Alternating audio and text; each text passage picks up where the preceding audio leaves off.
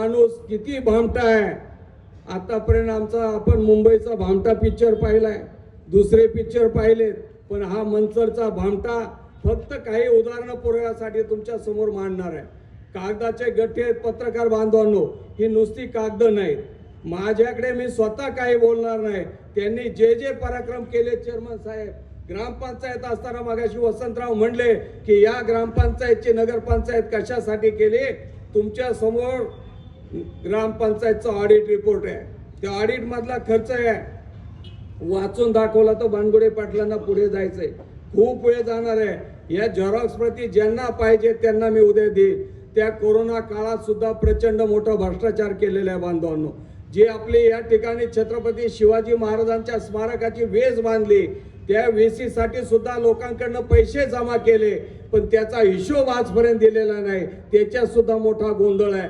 प्रत्येक ठिकाणी जे पीपी किट घेतले ते शासनानं, जे मृतदेह जाळायचे होते ते जाळायची परवानगी फक्त महापालिकेला, नगर परिषदेला, नगरपंचायतला आणि ग्रामपंचायतला होती. मंचरच्या सरपंचांनी त्या ठिकाणी ते केलं, म्हणजे काही नवल केलं नाही. महाराष्ट्रातल्या सगळ्या सरपंचांनी ते केलं, सगळ्या नगरसेवकांनी केलेलं आहे बांधवांनो, वेगळं काही केलेलं नाही. या ठिकाणी त्यांची भामटेगिरी जर सांगायची झाली तर त्यांनी एक हॉस्पिटल टाकलं होतं. त्या हॉस्पिटलमध्ये काय गडबड केली ते जाहीर नोटीस त्या डॉक्टरांनी पुढारी पेपरला दिलेलं आहे.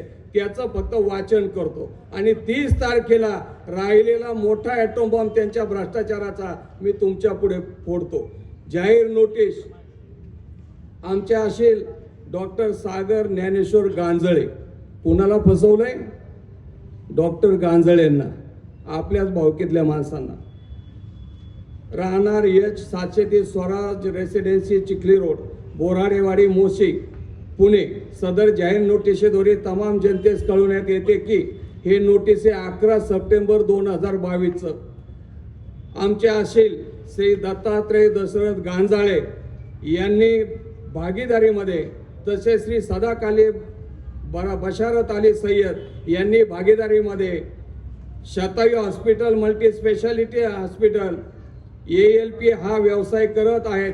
परंतु शतायू हॉस्पिटल मंचर आंबेगाव रुग्णालयाचा परवाना आमच्या असेल डॉक्टर सागर ज्ञानेश्वर गांजाळे यांच्या नावाने आहे. आमचे असेल 2022 पासून 1 जुलै 22 पर्यंत सकाळी 9 ते दुपारी 4 पर्यंत नियमित रुग्णालयामध्ये येत होते. जुलै पासून आजपर्यंत आमचे असेल सदर रुग्णालयात गैरहजर होते. दरम्यानच्या काळात आमच्या असेलांनी शतायू हॉस्पिटल येथे भेट दिली असता भागीदारांनी सदर रुग्णालय येणाऱ्या उत्पन्नाचा अपहार करण्याच्या उद्देशाने उत्पन्न दुसऱ्याच्या खात्यावर वळते केल्याचे निदर्शनास आले आहे.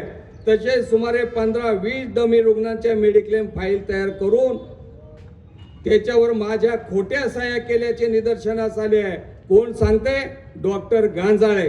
खोटे मेडिक्लेम केले, स्वतःच्या नात्यातल्या माणसांचे केलेले आहे आणि लाखो रुपये या खोट्या मेडिक्लेमचे पैसे या भामट्यानं लाटलेले बांधवांनो. राजाराम बानखेल यांचा त्याच्याशी वैयक्तिक वाद नाही, भावकीचा नाही, सोयरिकीचा नाही, पण जो जनतेला लुटतो, जो जनतेचा दुश्मन आहे तो राजाराम बानखेल यांचा दुश्मन आहे बांधवांनो.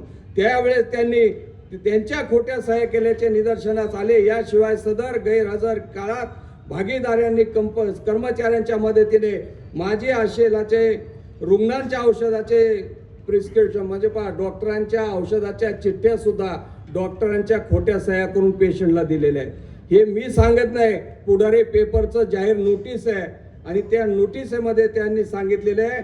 हे सगळं निदर्शनास आल्यामुळे आमच्या असेल गैरहजर असलेल्या काळात उपस्थितीत आलेल्या काळातील दुपारी 4 नंतरच्या वेळेत शरयू हॉस्पिटलमध्ये काही गैरव्यवहार झाला असल्यास त्यास वर नमूद भागीदार त्यांचे साथीदार जबाबदार राहतील याची नोंद घ्यावी, हे नोटीस आहे. म्हणजे असा भामटेपणा आहे. आणि बाकीचे व्यवहार सांगायला गेलं तर वसंतराव बानखेले या ठिकाणी आहेत, अनेक मंचरचे प्रमुख पदाधिकारी आहेत.